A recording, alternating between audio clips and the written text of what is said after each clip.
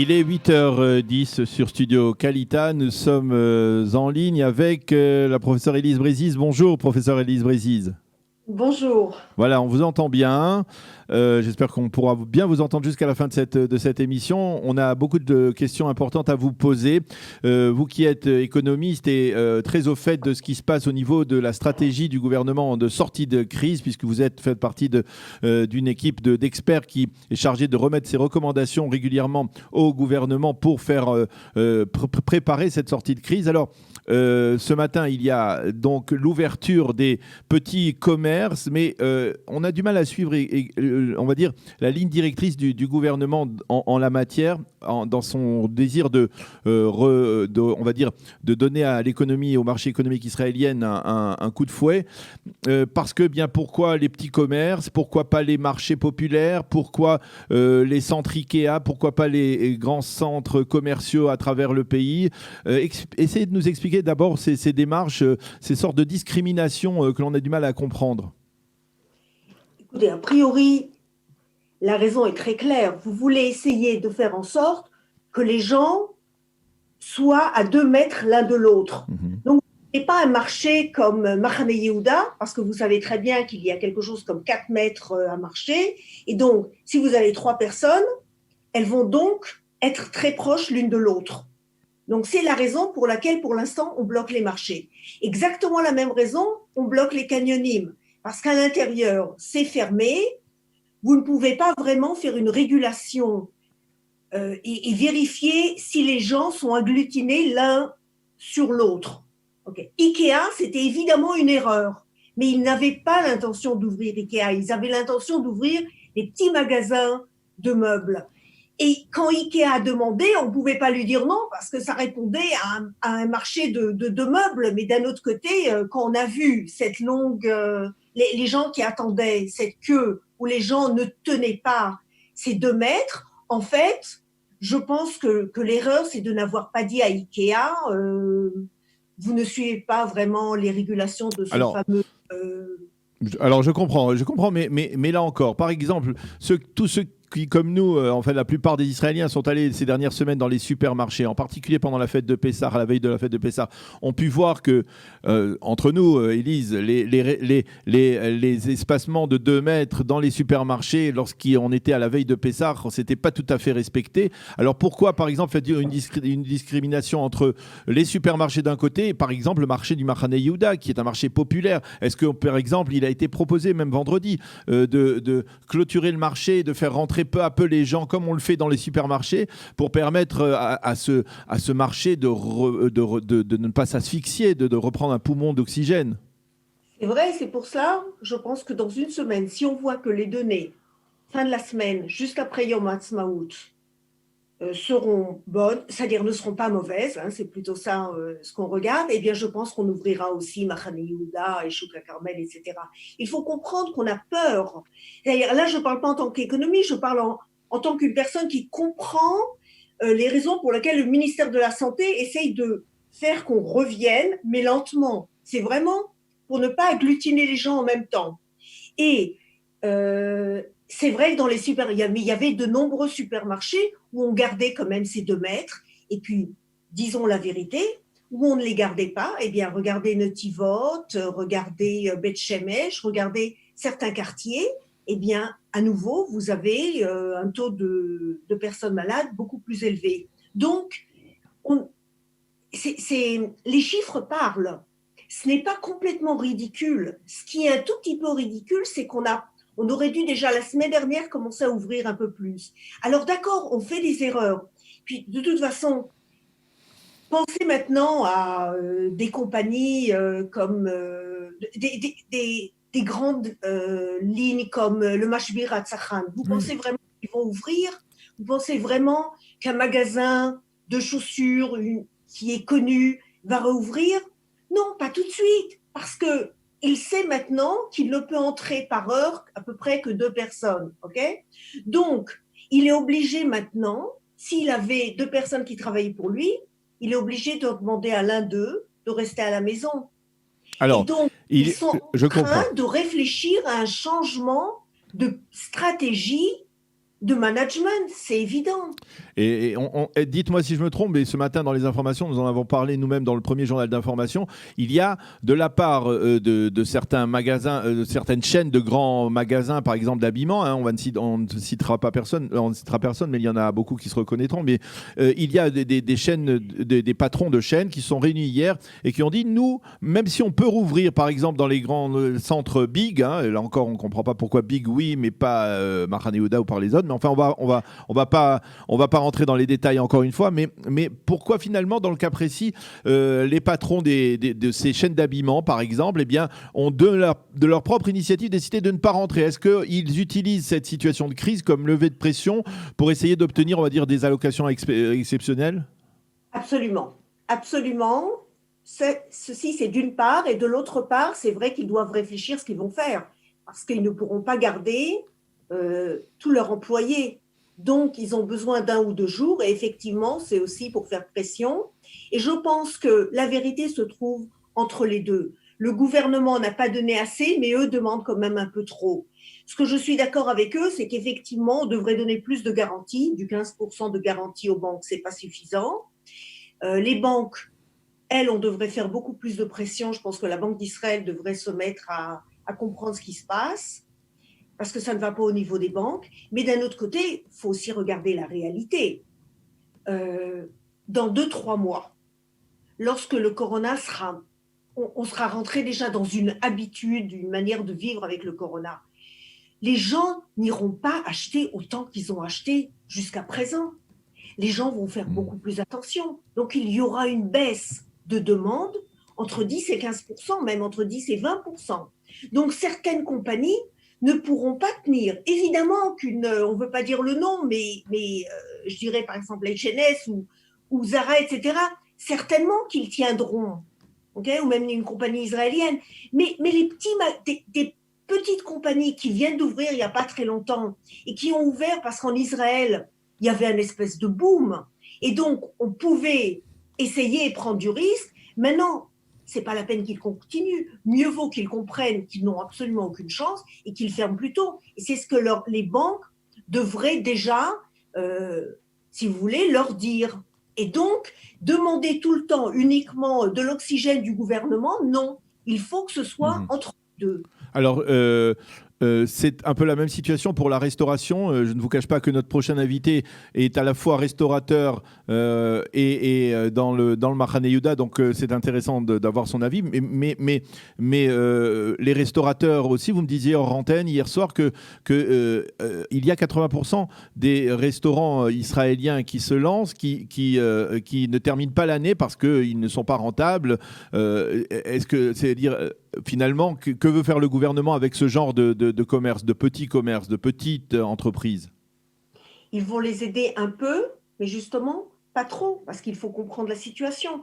80% des nouveaux restaurants ferment après la première année. Donc, si vous êtes un nouveau restaurant, voyez la situation, ne vous endettez pas trop, vous n'arriverez pas à tenir. Mais si vous êtes un restaurant qui est déjà connu depuis 2-3 ans, vous faisiez toujours des profits, eh bien, attendez, vous n'allez pas faire de vraies pertes parce qu'on va payer l'Arnona, on va prendre vos frais. Vos frais seront vraiment bloqués, vous ne les aurez pas. Mais vos profits, si vous ne pouvez pas tenir 2-3 mois, c'est donc que votre situation n'est pas assez bonne. Et c'est ce que le gouvernement, plus ou moins, va dire. Alors, prenons on a pris les restaurants, les restaurateurs, les locations par exemple aussi. Les gens qui vont louent des appartements à des propriétaires, comment peuvent-ils faire alors qu'ils n'ont pas de rentrée, pour payer ces locations? Comment le gouvernement doit-il s'impliquer? Comment vous prévoyez qu'il doit s'impliquer? Oui, alors mon centre, nous écrivons justement actuellement un mémo pour le gouvernement, plutôt aussi pour les avocats, pour que nous soyons tous d'accord et qu'il n'y ait pas trop de différence. Et l'idée essentielle de notre mémo, c'est que si vous avez perdu, si vous ne recevez vraiment pas de salaire, ou si vous recevez uniquement 50%, et d'un autre côté, la personne de qui vous louez l'appartement, lui, est en fait un investisseur, eh bien, vous aurez le droit à 20% de moins pendant ces 3 prochains mois et vous pourrez les payer même à crédit. Par effet de loi, hein, ça sera une législation. Alors, c'est la question exactement. C'est-à-dire, c'est un problème. Est-ce qu'on va le faire par la loi de la Knesset? Je ne pense pas. Je pense que ce sera beaucoup mieux de le faire comme sorte de ce qu'on appelle en hébreu guichour. C'est-à-dire que les avocats vont tous se mettre d'accord que c'est ce qu'ils vont annoncer, que c'est une bonne solution. Et donc, tout le monde l'acceptera, si vous voulez. Ce n'est pas la peine de passer tout de suite vous savez, par le Parlement. Quand on vous entend, la ligne directrice, on va dire, du gouvernement, ou en tout cas des équipes d'experts,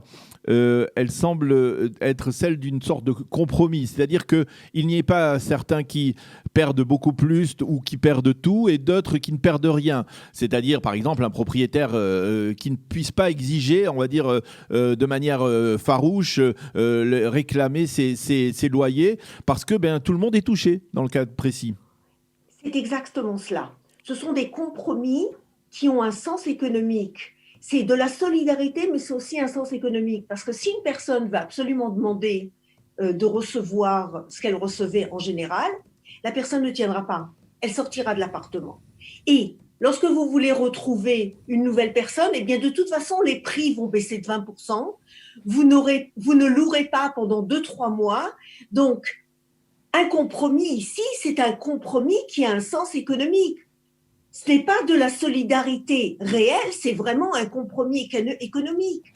Et donc, nous voulons que les gens comprennent qu'au lieu de discuter pendant des mois et de trouver des solutions ridicules, de dire à la personne, eh bien sortez, je trouverai quelqu'un d'autre, chaque personne va comprendre qu'un compromis, c'est ce qui est idéal là, et nous allons proposer les compromis. Mais c'est très bien, dans l'absolu, c'est très beau et c'est très bien de trouver un compromis, mais dites-moi si je me trompe, à la tête du gouvernement et encore dans le prochain gouvernement, il y a un homme qui s'appelle Binyamin Netanyahou, qui n'en est pas à ses premières leçons d'économiste, qui gère très bien l'économie. On l'a vu en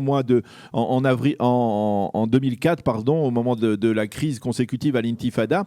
Et là, à l'époque, Binyamin Netanyahou avait mené une politique extrêmement dure envers les couches sociales défavorisées. Est-ce qu'on ne risque pas de se retrouver encore une fois, cette fois-ci, sous la conduite de Netanyahou, dans une sorte de politique qui donnerait la priorité aux grands consortiums pour justement redoper l'économie et qui affecterait en particulier les plus déficients, les plus en difficulté? Eh bien, écoutez, c'était 2003 et je me rappelle que moi-même, j'avais proposé justement ces solutions draconiennes. Elles avaient un sens. C'était à l'époque surtout par rapport aux familles nombreuses. Oui, et donc, comme je l'ai déjà dit de nombreuses fois, je suis une personne libérale qui en général n'aime pas l'intervention et n'aime pas donner de l'aide. Mais là, c'est complètement différent et Netanyahou l'a compris. Et les personnes autour de lui l'ont compris aussi. Nous sommes dans une autre sorte d'économie. Nous sommes dans une économie de ce qui s'appelle de crise. Les théories sont complètement différentes. Ça n'empêche pas qu'en général, nous ne sommes pas pour l'intervention. Là, c'est complètement différent. Et vous voyez très bien que, par exemple, là, lorsque les grandes compagnies veulent demander plus d'argent, je vous dis, je pense pas. Je pense qu'il faut effectivement faire en sorte qu'il n'y ait pas de frais, mais il ne faut pas les aider à 100% comme certains pays font.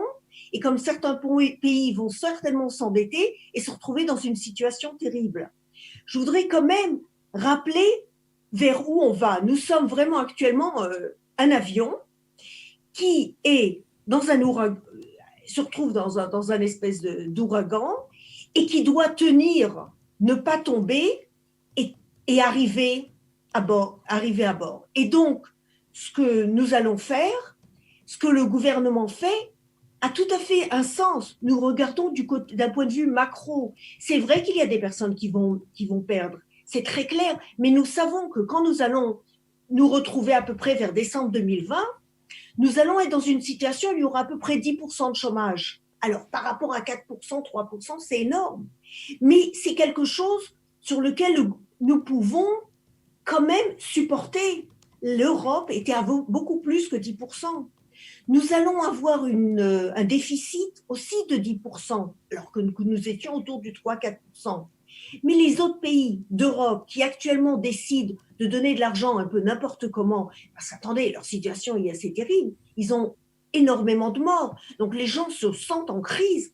Vous allez voir que lorsque on vérifiera après, vous verrez qu'ils donneront beaucoup moins d'argent, ce seront des prêts, les gens ne prendront pas des prêts, et je suis prête à parier qu'en décembre 2020, notre situation ne sera pas ce qu'elle était.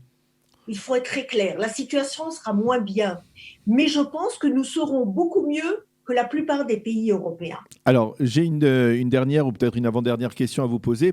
On parle beaucoup du Bitoire Leumi, des assurances nationales en Israël. Et je vous avoue, moi le premier, on a beaucoup de mal à comprendre où va l'argent du Bitoire Leumi. À quoi sert l'argent du Bitoire Leumi? Est-ce que finalement, des millions d'Israéliens payent chaque mois dans leur salaire, dans leur fiche de paye, pour les indépendants, des avances au Bitoire Leumi énormes, et on a le sentiment, on ne sait pas où va cet argent. Vous pouvez nous dire où va cet argent? Oui, vous avez parlé avant d'un côté socialiste, des gens qui ne peuvent pas. N'oubliez pas qu'en Israël, il y a énormément de gens qui ne travaillent pas, qui ne veulent pas travailler, qui demandent de l'argent. Et c'est là que le Bitoire Leumi en Israël, la sécurité sociale, est telle que vous avez actuellement, vous travaillez, moi je travaille, nous cotisons beaucoup, mais il y a des gens qui se trouvent en bas de la société, qui n'ont jamais essayé de travailler et qui, eux, actuellement, reçoivent certainement trop par rapport aux possibilités qu'ils auraient pu aller travailler. Et c'est pour ça qu'il faudra une réforme très sérieuse. Mais il y avait très peu de chômage avant la crise, Élise. Ah oui, mais c'est vrai. Attendez, on ne paye pas que le chômage. Vous payez pour tous les gens quand vous n'avez pas d'income, quand vous n'avez pas d'argent en Israël, vous recevez un minimum. Et donc, tous ces gens-là reçoivent ce que vous mettez. Donc, ça veut dire qu'il y a déjà un partage de solidarité là-dedans à travers le Bitoire Leumi, c'est ce que vous dites. Mais je pense que c'est un partage qui n'est pas bien fait parce qu'il est fait, justement, il veut que tout le monde ait un minimum. Il ne prend pas en considération que si une personne ne travaille pas et que si elle prend son temps à rester à la maison ou à étudier ou à faire plein de choses, eh bien, peut-être qu'il ne faut pas autant l'aider. C'est exactement la grande différence entre la théorie de la droite et la théorie de la gauche en économie. Vous avez la théorie de la justice de Rawls était justement de dire qu'on doit faire en sorte que celui qui est au plus bas reçoit le maximum qu'on peut lui donner. Et d'un autre côté, vous avez Nozick qui dit exactement le contraire, qui dit mais attendez, dans ces cas-là, il se promène tout le temps près de la mer et vous allez quand même lui donner. Et là-dessus, c'était justement la théorie de Netanyahou en 2003 de dire il faut commencer à bloquer et que les gens sortent travailler. Mais je vous rappelle qu'après, en 2009, concours de circonstances, il a besoin d'être réélu. Et donc, dans ces nouveaux programmes, à partir de 2009, vous avez à nouveau de l'aide à des gens qui ne travaillent pas. Et là va votre Bitoire Leumi. Bien, je crois qu'on a bien compris. On aurait beaucoup de questions encore à vous poser, professeur Élise Brézis, mais en tout cas, vous avez été très clair sur ces explications. Et en tout cas, je dois reconnaître que depuis le début de la crise où on vous interroge, eh bien, vos prévisions se sont globalement concrétisées. On va dire d'une manière générale pour le meilleur plutôt que pour le pire. Mais en tout cas, on vous souhaite bien entendu une bonne santé. On espère pouvoir vous solliciter aussi dans l'avenir pour essayer de mieux comprendre encore la nature de cette crise. Oui, si je peux rajouter un petit mot. Donc, 10 secondes. Nous avons parlé macro. Pour les personnes, si vous avez vous-même une compagnie et que vous sentez que jusqu'à présent, vous aviez des difficultés, alors essayez de penser à fermer. Si votre compagnie est bien, eh bien tenez le coup.